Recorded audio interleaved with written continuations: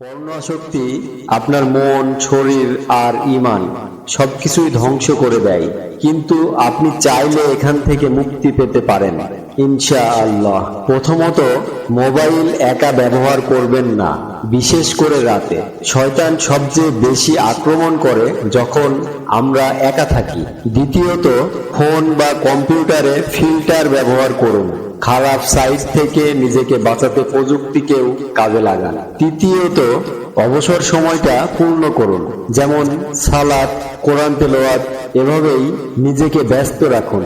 অবসরে গুনাহের দরজা খুলে দেয়। চতুর্থ, মনে রাখুন আল্লাহ সব সময় আপনাকে দেখছেন। এই ভয় আপনাকে গুনাহ থেকে বাঁচাবে। আজই সিদ্ধান্ত নিন, পর্ণ আসক্তি নয়, বরং সুন্দর জীবন আর আল্লাহর সন্তুষ্টি আপনার লক্ষ্য হবে ইনশাআল্লাহ। আপনি পারবেন। আল্লাহর সন্তুষ্টি আসল সফলতা।